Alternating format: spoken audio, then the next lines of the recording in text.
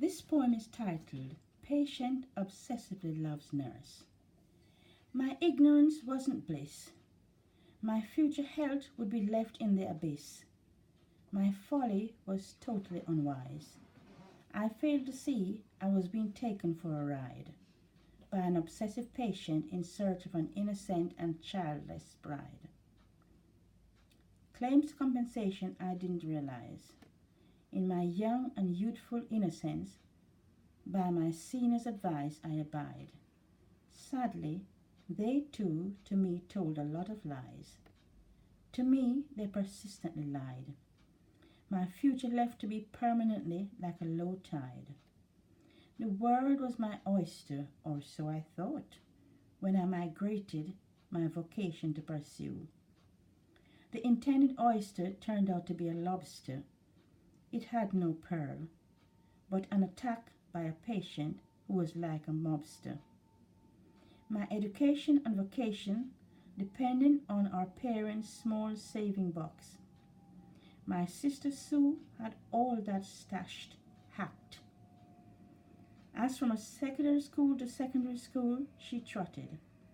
I inevitably had to go abroad, my education to pursue, as the kitty was exhausted by my restless sister Sue.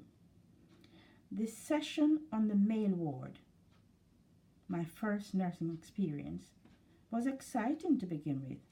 I had more faith in men and contended better with them as I had lost faith in women by some of my older sisters' bullying. It was really sibling rivalry. Most of the male patients loved me and nursing them. They gave a very good report of my performance to the ward sister. This was the norm in that era. One male patient, more so than others, was showing keen interest in me. This was a very handsome, blue-eyed young man. I loved him too, what with his gentleness and Scottish accent, which I loved. This attraction, however, was kept low-keyed for various reasons. It was unheard of in that era for mixed relationships, and I had left my lover at home, abroad, awaiting my return after my nursing career for us to get married. He, the patient, wanted me to be his girlfriend.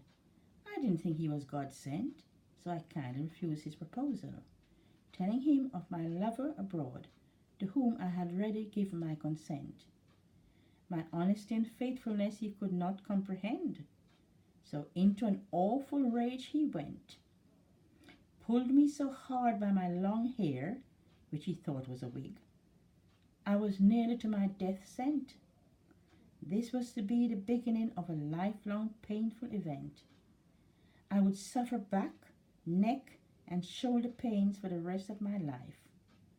Sadly, too, the racism in that era meant I was made to shoulder the blame.